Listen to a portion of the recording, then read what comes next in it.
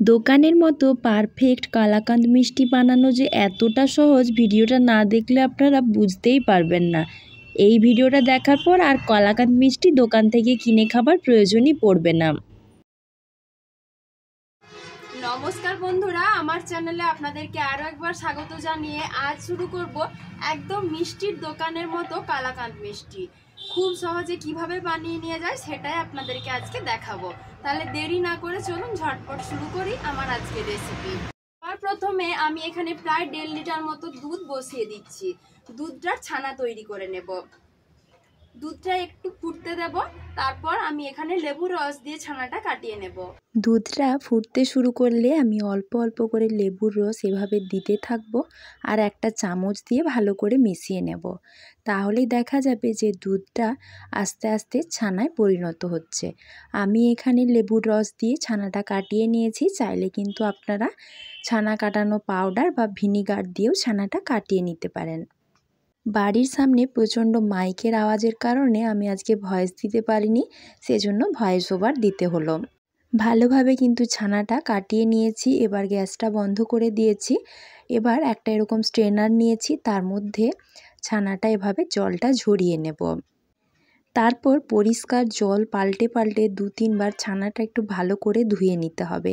যে কোনো রেসিপি বানাতে গেলে এই কথাটা একটু মাথায় রাখবেন, কেননা যেহেতু লেবু দিয়ে ছানাটা কাটানো হয়, অনেক সময় মিষ্টি বা অন্য কিছু বানানোর পর সেটা খেতে টক লাগে, তখন সেটা খেতে ভালো লাগবে না। আর জল পাল্টে পাল্টে একটু ধুয়ে নিলে সেটার আর কোনো ভয় থাকে না।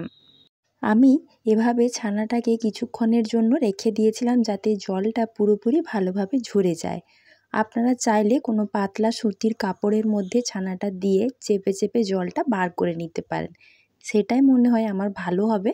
তবে আমার কাছে আজকে কোনো কাপড় ছিল না বলে আমি এভাবেই চেপে চেপে জলটা একটু বার করে নিয়েছি। এইভাবে মিনিট 15 রেখে দিয়েছিলাম। জলটা এখন অনেকটাই ঝরে গেছে। এবার ছানাটা একটা থালার মধ্যে নিয়ে নিচ্ছি। তারপর হাত দিয়ে ছানাটা ভালো করে একটু মেখে নিতে হবে। ছানাটা হাত দিয়ে থেসে থেসে ভালো করে মেখে নেওয়ার পর দেখুন ছানাটা এখানে অনেকটাই নরম হয়ে গেছে। এর চাইতে আর বেশি মাখার দরকার নেই, তবুও আমি হাত দিয়ে আরেকটু মেখে নিচ্ছি। এবার চলে যাচ্ছি সরাসরি রান্নাতে। গ্যাসের উপর আবারও একটা কড়াই বসিয়ে দিয়েছি আর তাতে 1 কাপ মতো লিকুইড দুধ দিয়ে দিচ্ছি। দিয়ে একটুক্ষণ অপেক্ষা করব যাতে দুধটা একটু ফুটে যায়। দুধটার সাথে আমি চিনিটাও দিয়ে দেব। আমি এখানে 4 চামচ মতো চিনি দিয়েছি। কালাকাঁদ মিষ্টিতে কিন্তু খুব বেশি মিষ্টি হয় না, আপনারা এখানে একটু মিষ্টির পরিমাণটা কমিয়ে বানানোর চেষ্টা করবেন।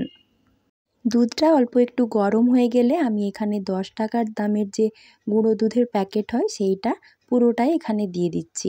আপনারা চাইলে এখানে গুঁড়ো দুধের পরিমাণটা আরেকটু বাড়িয়েও দিতে পারেন। গুঁড়ো দুধ যে কোনো সন্দেশ বানানোর ক্ষেত্রে যত বেশি দেওয়া হবে তার স্বাদ কিন্তু ততই সুন্দর হবে। গুঁড়ো দুধটা দেওয়া মাত্রই অনবরত কিন্তু খুন্তি দিয়ে দুধটা নাড়িয়ে যেতে হবে, তা না হলে ডেলা ডেলা হয়ে যাবে, তখন মিষ্টিটা খেতে ভালো লাগবে না। এবার দুধটা ফুটে গেছে। এখন আমি যে ছানাটা হাত দিয়ে মেখে রেডি করে রেখেছিলাম সেটা দুধের সাথে দিয়ে দিচ্ছি। তারপর ভালো করে দুধ আর ছানাটা একসাথে মিশিয়ে নিতে হবে। এমনভাবে মিশিয়ে নিতে হবে যাতে একটুও দলা দলা অংশ না থাকে। আমি ভালো করে এখানে মিশিয়ে নিয়েছি। এবার গ্যাসের আঁচটা বাড়িয়ে রেখে এটা ফুটতে দেব। অনবরত খুন্তি দিয়ে এভাবে নাড়িয়ে যেতে হবে। কিছুক্ষণ পর দেখা যাবে সম্পূর্ণ মিশ্রণটা এরকম দানা দানা হয়ে এসেছে। এইভাবে খুন্তি দিয়ে মিশ্রণটা অনবরত প্রায় 10 থেকে 15 মিনিটের মতো নাড়াচাড়া করে নিয়েছি। এখন দেখুন মিশ্রণটা আগের চাইতে অনেকটাই ঘন আর শুকনো হয়ে এসেছে। মিশ্রণটা এর চাইতে শুকনো করার প্রয়োজন নেই, কারণ ঠান্ডা হয়ে যাবার পর এমনিতেই কিন্তু আরেকটু শুকিয়ে যাবে। এবার আমি গ্যাসটা বন্ধ করে মিশ্রণটা নামিয়ে নিচ্ছি। এখন আমি এরকম একটা স্টিলের ছোট টিফিন কৌটো নিয়েছি, তার মধ্যে এরকম একটা সাদা পেপার দিয়ে দিচ্ছি। এতে করে মিষ্টিটা তৈরি হয়ে যাবার পর কিন্তু খুব সহজেই টিফিন কৌটো থেকে বাইরে বের করা যাবে। এবার ওই মিশ্রণটা টিফিন কৌটোর মধ্যে ভালো করে ঢেলে নিয়ে একটু সেট করে নেব যাতে পিসগুলো সুন্দরভাবে তৈরি হয়। এবার এই টিফিন কৌটোটা আমি 2 ঘন্টার জন্য নর্মাল ফ্রিজে রেখে দিয়েছিলাম। ফিরে এসেছি 2 ঘন্টা পর। দেখুন 2 ঘন্টার মধ্যে মিষ্টিটা কিন্তু সুন্দরভাবে সেট হয়ে গেছে। আমি হাত দিয়ে একটু দেখিয়ে দিচ্ছি, হাতের মধ্যে কিন্তু একটুও লেগে নেই। এবার একটা থালার মধ্যে মিষ্টিটা বার করে নিয়েছি। এবার ওই কাগজটা আমি তুলে ফেলে দিচ্ছি। এই কাগজটা দেওয়ার কারণে কিন্তু মিষ্টিটা খুব সহজে টিফিন কৌটো থেকে বাইরে বের করে নেওয়া যায়। আমাদের দোকানের মতো কলাকান্দ মিষ্টি কিন্তু একদম তৈরি হয়ে গেছে। এবার পছন্দ মতো যে কোনো শেপে কেটে নিলেই তৈরি হয়ে যাবে। আমি এখানে বড় বড় চৌকো চৌকো করে পিস করে নিচ্ছি, ঠিক যেমনটা দোকানে থাকে। তাহলে দেখলেন তো বন্ধুরা, দোকানের মতো কালাকান্দ মিষ্টি বানানো কতটা সহজ। আর দোকান থেকে কিনে না খেয়ে বাড়িতেই খুব সহজে আপনারাও কিন্তু বানিয়ে নিতে পারবেন। মিষ্টিটা দেখতে আরেকটু আকর্ষণীয় করে দেবার জন্য আমি আগের থেকে গরম দুধের মধ্যে কেশর ভিজিয়ে রেখেছিলাম। সেই কেশর ভেজানো দুধটা আর অল্প অল্প করে কেশর প্রতিটা মিষ্টির ওপর এভাবে দিয়ে একটু সাজিয়ে নিচ্ছি। আপনারা চাইলে পছন্দ মতো যে কোনো ড্রাই ফ্রুটস ওপর থেকে কুড়েও দিয়ে দিতে পারেন বা শুধুও খেতে পারেন, সেটাও কিন্তু খেতে খুবই সুন্দর লাগবে।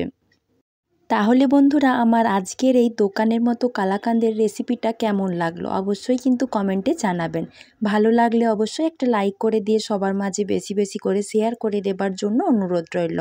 চ্যানেলটিতে যদি নতুন বন্ধু হয়ে থাকেন তাহলে প্লিজ চ্যানেলটা সাবস্ক্রাইব করে রাখবেন, যাতে প্রতিদিন আপনিও এরকম নতুন নতুন রেসিপির আপডেট পেতে পারেন।